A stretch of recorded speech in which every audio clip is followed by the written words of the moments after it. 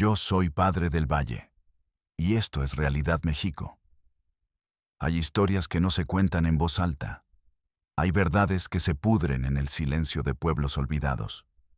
Pueblos donde el sol pega fuerte, pero la luz de la justicia nunca llega. Hoy no vamos a hablar de monstruos. No vamos a hablar de demonios con cuernos y cola. Vamos a hablar de algo peor. Del monstruo que nace del silencio. De la indiferencia. Del miedo que se disfraza de tradición. Esta es la historia de un pueblo en Michoacán. Un pueblo que celebró un nacimiento. Un milagro, decían. Un niño santo, susurraban en las esquinas. Pero ese niño era el fruto de un secreto terrible. Un secreto que todos conocían. Y que todos decidieron ignorar. Esta es la historia de Elena. La madre incestuosa de Michoacán. La mujer que dio a luz a su propio hermano y vio cómo el pueblo entero lo celebraba. Si tienes el valor de escuchar las voces que otros quieren callar, suscríbete, activa la campana. Porque cada historia que contamos es un grito en medio de un desierto de apatía. Y necesitamos que tu voz se una a la nuestra. Comenzamos. El polvo del camino se pegaba a los zapatos de Sofía. Era su primer día. La habían asignado a la Unidad de Desarrollo Social de aquella región perdida de Michoacán. Un punto en el mapa que la burocracia usaba para justificar un sueldo. Nada más. Sofía era joven. Tenía esa clase de idealismo que aún no ha sido golpeado por la realidad. Creía en el sistema. Creía en los protocolos, en los formatos, en el poder de un informe bien redactado. Pronto aprendería que los informes, en lugares como este, solo sirven para calzar mesas cojas. El pueblo la recibió con una sonrisa tensa, una cordialidad que no llegaba a los ojos. Le ofrecieron un vaso de agua fresca. Le mostraron la pequeña oficina con paredes desconchadas. Pero nadie le habló de verdad. Las conversaciones eran como el río en época de sequía. Poca profundidad, muchas piedras. Fue en la plaza principal donde la vio por primera vez. A Elena. Una mujer de mirada vacía, sentada en una banca de hierro. Sostenía en brazos a un niño pequeño. Un niño de unos 2 años, de rizos dorados y ojos increíblemente azules. Hermoso. Demasiado hermoso. La gente pasaba y saludaba al niño. No a la madre, al niño. Le dejaban una fruta, una moneda. Algunos incluso se persignaban al pasar a su lado, como si estuvieran frente a una imagen religiosa. Sofía se acercó a la dueña de la pequeña tienda de abarrotes. Una mujer mayor, de rostro surcado por arrugas que contaban historias. Historias que no compartía. ¿Quién es ella?, preguntó Sofía con la discreción de una forastera. La mujer siguió acomodando latas de chiles. No la miró. Es Elena, dijo sin más. ¿Y el niño? Es Ángel, un milagro. La palabra sonó extraña en su boca, pesada, opaca. ¿Un milagro? Swing, insistió Sofía. La mujer por fin levantó la vista. Sus ojos eran 2 pozos oscuros. El niño nació en el día del santo patrono, sin padre conocido. Es un regalo de Dios para el pueblo. La explicación fue un portazo en la cara de Sofía, un punto final, pero para ella fue el comienzo de todas las preguntas. Los días pasaban. Sofía intentaba hacer su trabajo, censos, programas de apoyo, papeleo. Pero la imagen de Elena y el niño, milagroso, no la dejaba en paz. Había algo roto en esa escena, algo profundamente enfermo. Elena nunca hablaba. Solo miraba un punto fijo en el horizonte. Sus manos, que sostenían al niño, parecían las de un autómata. Movimientos precisos, sin alma. El niño, Ángel, era la antítesis. Reía, jugaba. Extendía sus bracitos a los extraños que le ofrecían regalos. Era un sol radiante en medio de una galaxia muerta. Sofía empezó a investigar. Pero investigar en ese pueblo era como intentar pescar con las manos en un lago de lodo. Nadie sabía nada, o nadie quería saber. El padre de Elena, don Ricardo, era el hombre más poderoso de la zona. Dueño de las mejores tierras, el que daba trabajo, el que quitaba. Su nombre se pronunciaba con una mezcla de respeto y miedo. Don Ricardo es un buen hombre, le decían a Sofía. Cuida de su hija y de su nieto. Nieto, esa palabra. Cada vez que la oía, un escalofrío recorría la espalda de Sofía, porque había visto a don Ricardo mirar al niño. Y no era la mirada de un abuelo, era la mirada de un dueño, la mirada de un hombre que contempla su obra, su creación, su propiedad. Una tarde, Sofía encontró el valor. Se sentó en la misma banca que Elena, a una distancia prudente. No dijo nada durante varios minutos, solo compartió el silencio. El sol caía, tiñendo el cielo de naranja y violeta. Es un niño precioso, dijo Sofía en voz baja. Elena no se movió, no parpadeó. Se llama Ángel, susurró ella. Su voz era un hilo de telaraña, frágil, a punto de romperse. Lo sé, respondió Sofía. ¿Y tú cómo estás, Elena? Fue la pregunta incorrecta, o quizás la correcta. La primera lágrima rodó por la mejilla de Elena, lenta, pesada, como una gota de plomo derretido. Luego otra, y otra. No había sollozos, no había espasmos, solo un llanto mudo, eterno. El llanto de alguien que se rompió por dentro hace tanto tiempo que ya no recuerda cómo hacer ruido. El niño la miró, con sus ojos azules y puros. Levantó su manita y le secó una lágrima. Y en ese gesto, Sofía no vio amor de hijo. Vio el gesto ensayado de un cuidador, de alguien acostumbrado a consolar un dolor que no entiende. Sofía sintió un nudo en el estómago. El aire se volvió denso, irrespirable. Sabía que estaba al borde de un abismo, y que si daba un paso más, no habría vuelta atrás. Lo dio. Le costó semanas. Semanas de sentarse en la misma banca, de ofrecer un vaso de agua, de hablar del clima, de no hacer preguntas, de simplemente estar. Hasta que una noche, la puerta se abrió. No la puerta de la casa, la puerta del alma de Elena. Estaban en la pequeña oficina de Sofía. Era tarde. El pueblo dormía su sueño de indiferencia. Ángel dormitaba en un catre en la esquina. Elena miraba sus propias manos, las manos que habían mecido a su hijo y a su hermano. Mi papá. Zrenia, comenzó, y la palabra se le quebró en los labios. Mi papá decía que yo era su reina. Sofía no respiraba. El único sonido era el zumbido de un mosquito contra el foco del techo. Cuando mi mamá murió, yo tenía 12 años. Él me dijo que ahora yo tenía que cuidarlo, que era mi deber.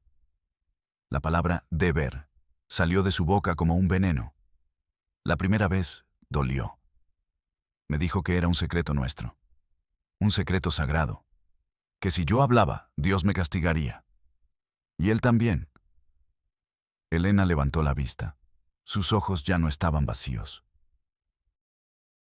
Estaban llenos de un horror tan antiguo, tan profundo, que parecía el de un alma milenaria.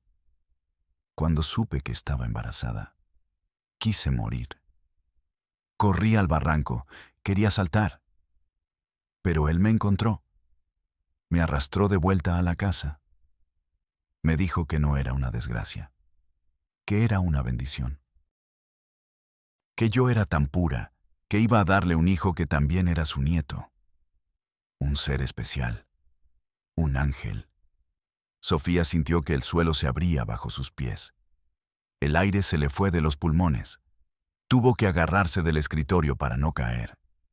El sabor metálico del miedo le inundó la boca. El horror no era solo el incesto.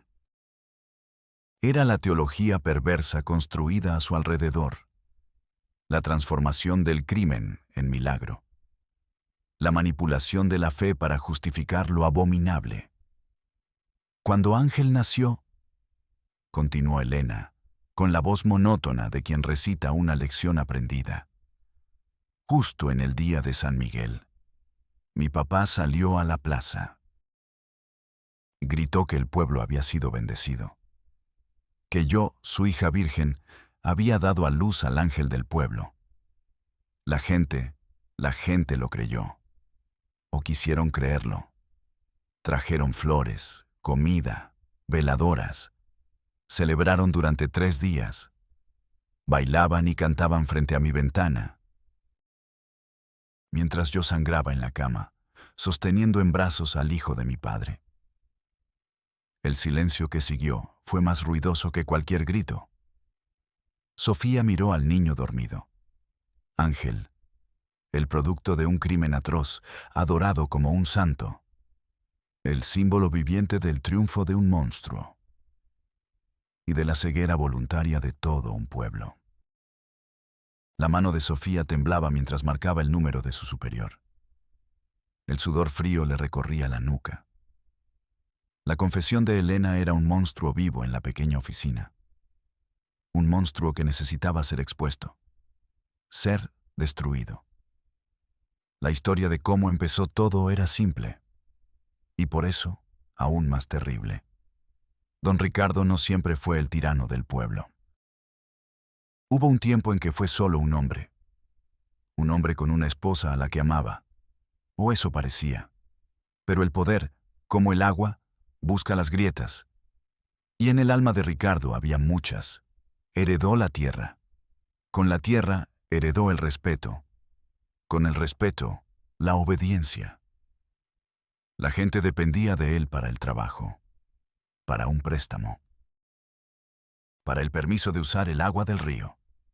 Poco a poco, la línea entre ser un terrateniente y ser un rey se fue borrando. La madre de Elena murió de una fiebre. Rápida, implacable. Dejó a Ricardo solo con una hija de 12 años, una niña que era el vivo retrato de su madre. La soledad de Ricardo se convirtió en obsesión, la obsesión en posesión, la posesión en un derecho autoproclamado. La casa familiar, antes un lugar de risas, se convirtió en una fortaleza, una prisión con paredes de adobe. Nadie entraba sin su permiso. Elena dejó de ir a la escuela. Para que aprenda a ser una buena mujer de hogar, decía él, para que nadie la contamine con ideas modernas. La estaba aislando.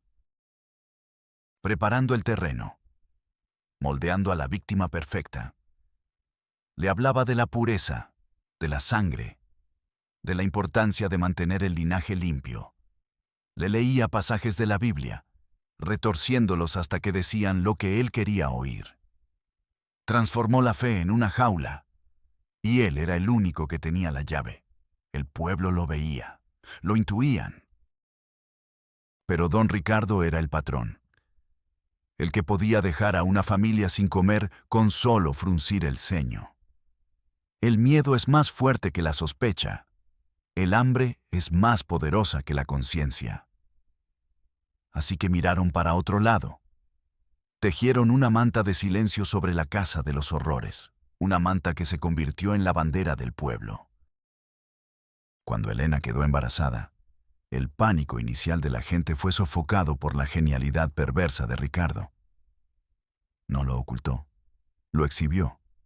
No lo llamó pecado, lo llamó milagro. Le dio a la gente una historia que podían aceptar, una historia que los absolvía de su complicidad. No es un bastardo, es un ángel. No es incesto, es un misterio divino.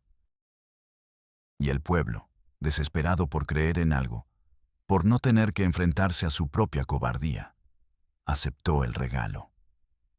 Celebraron al niño para no tener que apedrear al monstruo. Porque el monstruo era el que les daba de comer. Ahora Sofía tenía esa verdad en sus manos. Una brasa ardiente. Sintió el peso de la responsabilidad. Pero también sintió la fuerza del idealismo que aún no le habían matado. Iba a hacer justicia. Iba a romper el pacto de silencio. No sabía que estaba a punto de chocar contra un muro mucho más grande y antiguo que don Ricardo. El muro de la indiferencia. El muro del sistema. Su primera parada fue la comandancia de la policía municipal. Un pequeño cuarto con un ventilador de techo que giraba perezosamente, moviendo el aire caliente. El comandante, un hombre de bigote espeso y barriga prominente, la escuchó sin mirarla. Sus ojos estaban fijos en un partido de fútbol en una televisión pequeña. Sofía habló. Su voz temblaba de indignación y urgencia. Contó la historia de Elena. El abuso, el niño, el milagro. Cuando terminó, el silencio solo fue roto por el grito de «¡Ghoul!» de la televisión. El comandante se recargó en su silla, que crujió en protesta. Tomó un sorbo de café de un vaso de plástico. «Señorita», dijo, con la calma de quien ha oído todo y no le importa nada. «Usted es nueva aquí. Usted no entiende nuestras costumbres. Don Ricardo es un pilar de esta comunidad, un hombre respetado». «¿Y su hija?», que fingió Sofía, sintiendo cómo la rabia le subía por la garganta. «¿Elena no importa?». El comandante se encogió de hombros, un gesto que era una sentencia. Elena siempre ha sido delicada, imaginativa. Y sin una denuncia formal de ella, estos son solo chismes, señorita. No son chismes, es un crimen. Zrenia casi gritó Sofía.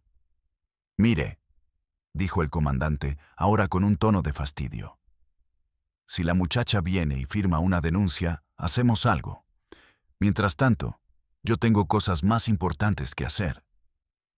Hay un problema de robo de ganado en el ejido norte». Se levantó y le dio la espalda. Señal de que la conversación había terminado. Sofía se quedó de pie en medio de la oficina. El zumbido del ventilador. El olor a café rancio. Sintió una oleada de impotencia tan fuerte que tuvo que apoyarse en la pared para no caerse. La primera puerta se había cerrado. No con un portazo. Con el sonido suave y terrible de la apatía. No se rindió. Al día siguiente, fue a la presidencia municipal. Pidió una cita con el alcalde. Una secretaria con el cabello perfectamente peinado y una sonrisa de plástico la hizo esperar 2 horas.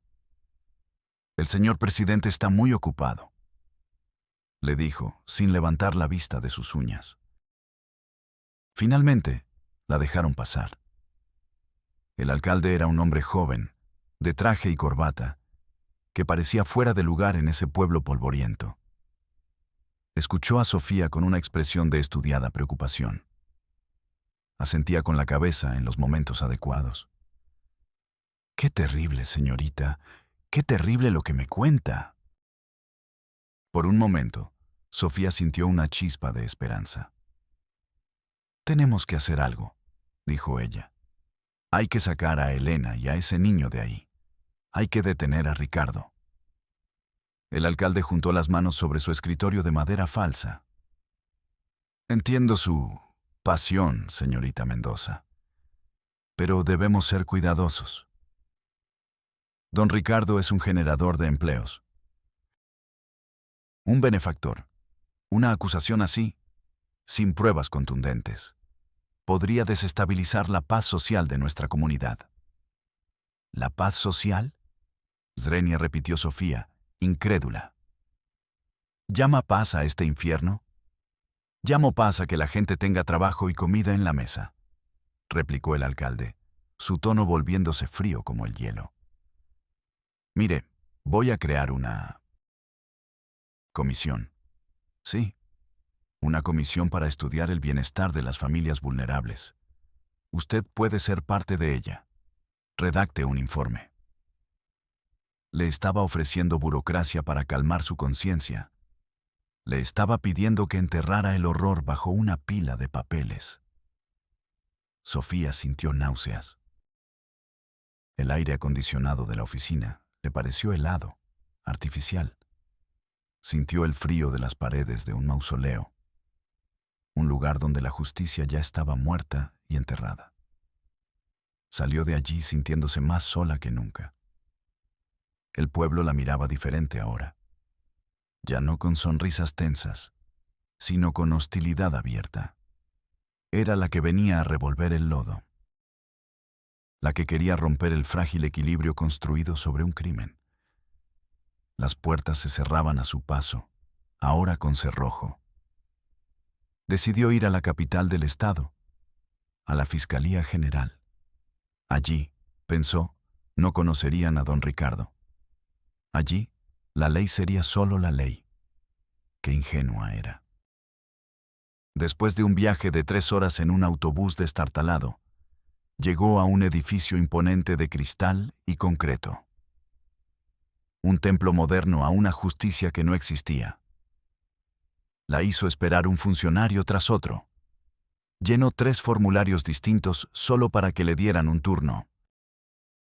Finalmente, la recibió un hombre de traje gris y mirada cansada, en un cubículo idéntico a otros 100.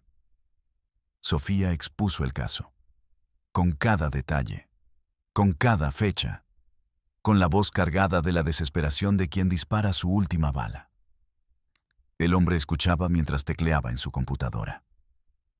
Ni una sola vez la miró a los ojos. Cuando Sofía terminó, hubo un largo silencio. El hombre suspiró, un suspiro de tedio infinito. «Mire, señorita Mendoza», dijo, con la voz monótona de un contestador automático. «Entiendo la situación, pero legalmente tenemos un problema». Hizo una pausa, como si estuviera consultando un manual invisible. «Usted no es familiar directo. La víctima es mayor de edad, y no tenemos una denuncia firmada por ella. Tiene miedo, está aterrorizada. Él la matará si habla». «Zrenia», exclamó Sofía. El funcionario la miró por primera vez. Sus ojos no tenían expresión. Eran 2 canicas de vidrio. «Puede que tenga miedo. O puede que lo que usted dice no sea cierto. No podemos iniciar una investigación basada en la palabra de un tercero. Sería irresponsable». Sacó un formulario de un cajón. Lo deslizó sobre el escritorio. «Lo que puedo hacer por usted es darle el formato F27B. Es una notificación de posible situación de riesgo. Llénelo con todos los datos. Anexe una copia de su identificación oficial y un comprobante de domicilio. El sistema lo turnará al área de atención a víctimas. Ellos evaluarán si procede una visita domiciliaria. El proceso tarda de 6 a 8 semanas. 6 a 8 semanas. Sofía miró el papel. Letras negras sobre un fondo blanco. Un laberinto de casillas y preguntas irrelevantes. Era la cosificación del horror. La transformación de una vida destruida en un número de expediente. El sistema no estaba para hacer justicia. Estaba para procesar tragedias, para clasificarlas, para archivarlas hasta que el tiempo y el olvido hicieran su trabajo. Sofía no tomó el formulario. Se levantó. Sintió el peso de todas las miradas de todos los cubículos. El zumbido de las computadoras. El murmullo de la burocracia. Era el sonido de la derrota. Salió del edificio y el sol de la tarde la cegó. Se sentó en una banca del parque de enfrente. Y por primera vez desde que todo empezó, lloró. Lloró por Elena. Lloró por Ángel. Lloró por ella misma y por su idealismo hecho pedazos. El sistema no estaba roto. Funcionaba a la perfección. Estaba diseñado para protegerse a sí mismo, no a las víctimas. Nunca hubo justicia para Elena. Sofía fue transferida a otra región unas semanas después. Una promoción, le dijeron. Un exilio disfrazado. La última vez que vio a Elena fue desde lejos. Estaba sentada en la misma banca de la plaza, sosteniendo a Ángel, que ya caminaba y corría a su alrededor. El pueblo seguía dejando ofrendas a los pies del niño. El milagro continuaba. La mentira seguía viva. Don Ricardo murió años después, de viejo, en su cama. Lo enterraron como a un héroe. El alcalde dio un discurso sobre su generosidad y su visión. Nadie mencionó la sombra que proyectaba. Y Elena. Elena se quedó allí, atrapada en el pueblo que la condenó al silencio, cuidando del hijo que era su hermano, del niño que era el recordatorio viviente de su infierno personal. Su mirada nunca volvió a tener nada dentro. Se convirtió en un fantasma que caminaba bajo el sol. La verdadera tragedia de esta historia no es el incesto, es la celebración, es el aplauso de los cómplices, es el murmullo de la gente que prefiere un milagro conveniente a una verdad incómoda. Es el sonido de los formularios siendo sellados en una oficina lejana. Es el silencio de los que debieron gritar y decidieron callar. Y Ángel, el niño milagro. ¿Qué fue de él? Creció en esa burbuja de mentiras sagradas, tratado como un príncipe, criado por una madre rota y un abuelo monstruoso. Nadie sabe qué clase de hombre se forjó en ese crisol de horror y adoración. Quizás, algún día, alguien se atreva a contar esa parte de la historia. Pero ese es otro abismo. Hay miles de Elenas en nuestro país, miles de pueblos que eligen la ceguera, miles de funcionarios que eligen la indiferencia. Nuestra única arma contra ellos es la memoria, es la palabra, es negarnos a olvidar. Soy Padre del Valle y nos vemos en la próxima Realidad México.